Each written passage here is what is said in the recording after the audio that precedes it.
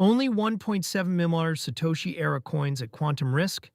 James Check argues a new note from on-chain analyst. James Check is doing the rounds today, and it cuts against one of crypto's most reliable scare narratives. According to coverage in Crypto Potato published on April 25, 2026, Check argues that the population of Bitcoin actually vulnerable to a future quantum computer is far smaller than the headline numbers suggest. Roughly 1.716 million Satoshi-era coins held in old pay-to-public key P2PK outputs, not the full circulating supply.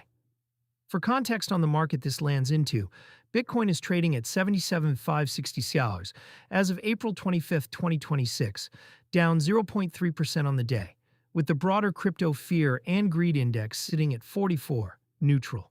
The quantum debate is not moving price right now, but it has moved price before, and it tends to resurface every time a new chip benchmark goes viral. What Check is actually claiming the argument is structural, not dismissive. Bitcoin addresses come in different formats, and they expose different things to the public. P2PK outputs from the earliest blocks, including many believed to belong to Satoshi Nakamoto, sit on-chain with their full public key visible. A sufficiently powerful quantum computer running Shor's algorithm could in principle derive the private key from that public key. Modern address types behave differently. Pay-to-public key hash, P2PKH, SegWit, and Taproot addresses publish only a hash of the public key. The actual public key only appears on-chain at the moment a coin is spent. That distinction is the entire basis for Check's claim that the credible target set is around 1.716 million coins, not 19 million.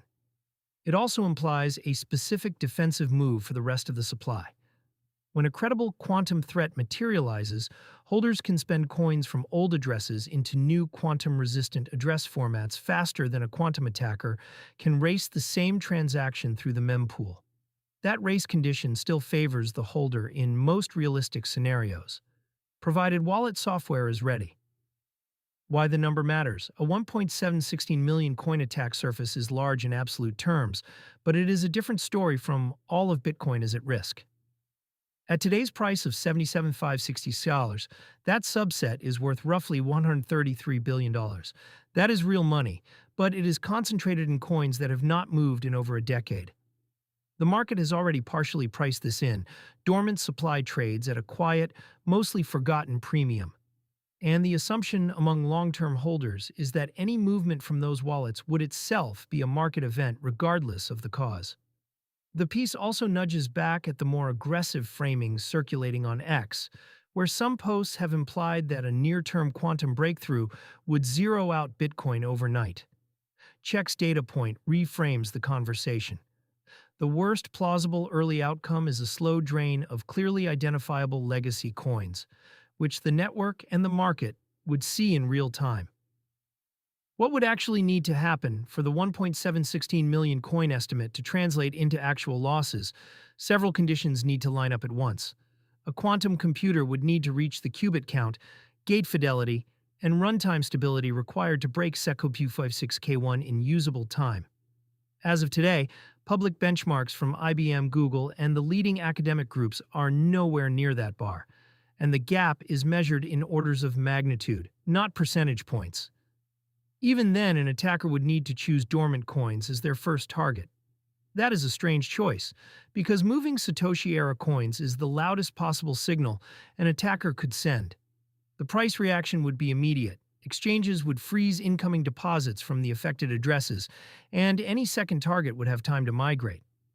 The more realistic concern, and the one the Bitcoin developer community has been quietly preparing for, is in-flight transactions. When a user spends a modern address, the public key briefly appears on-chain in the unconfirmed mempool. A quantum-capable adversary with low enough latency could theoretically rebroadcast a competing transaction. Even there, fixes exist. Post-quantum signature schemes are an active research area, and proposals like a soft fork to Lamport-style or lattice-based signatures have been floating around in BIP discussions for years. What this means for holders today. Nothing in Check's note is an argument for complacency, and nothing in it is an argument for action this week. The practical takeaways are smaller and more boring than the headlines suggest. If you hold Bitcoin in a modern wallet, any address starting with BC1 or 3, or a fresh P2PKH address starting with 1 that has never been spent from, you are not in the 1.716 million coin set. Your exposure is to the in-flight risk described above, which is not yet a real threat. If you are still holding coins in a legacy P2PK output, almost no one is outside of historical wallets. You would want to consolidate into a modern format before any credible quantum milestone, not after. For institutions, custodians, and exchanges, the more useful planning question is signature migration. How quickly can wallet software, hardware wallets, and multi-sig coordinators ship quantum-resistant signing once a standard exists? That is a coordination problem, not a cryptography problem.